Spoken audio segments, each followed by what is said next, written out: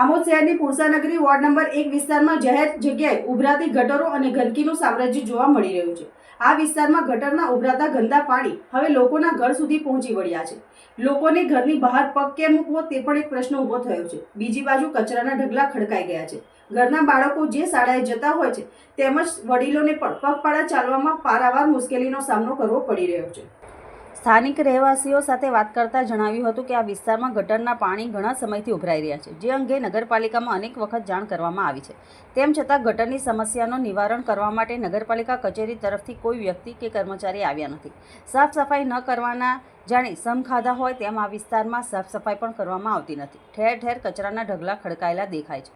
HMPV virus ફેલાવાનો ભયની સાથે માખી અને મચ્છરજન્ય રોગચાળો ફેલાતો હોય છે, ત્યારે આવો રોગચાળો ન ફેલાય તે માટે આમોદ નગરપાલિકાએ સાફ સફાઈ અંગે તકેદારી રાખવાની જરૂરિયાત હોય છે, પરંતુ અહીં તો ઉલટું થઈ રહ્યું છે। અહીં કચરા અને ગંદકીની કાળજી રાખીએ જાણે રોગચાળાને ખુલ્લું આમંત્રણ અપાતું હોય તેવા દ્રશ્યો સર્જાયા છે। ખરેખર ગટરના પાણીનો નિરાકરણ કરી ગંદકીને સત્વરે સાફ સફાઈ કરવામાં આવે તે ઈચ્છનીય છે। અમે જો મેં જઈને આવ્યો છે 3-4 ડોક જઈને આવ્યો નગરપાલિકામાં, આ પાણી લીધે તો કોઈ એનો કોઈ ઉપયોગ કરતું નથી। તો એનું કોઈ કરો તમે, એટલે આ લોકો ઘણો બોલે છે। ગટરનું પાણી છે। આ ગટરનું પાણી ચાલે છે। પાણી નીચે સરકાર બહાર નીકળીને લોકો ગાળોમાં ખાવાનું થાય। નગરપાલિકા વાળાને કે કાલવાલા કરતા આવતા નહીં વહેલા।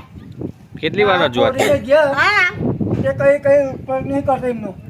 આ પાણી આવીને જોઈ જાવ એકવાર ના કે કેટલી કુંડે સરકાર લોકો ગાળો ખાવાને અમારે। એટલે આ ગટરનું પાણી છે, આ હા। ગટરનું છે હોય। તો તમે કોને કીધું છે?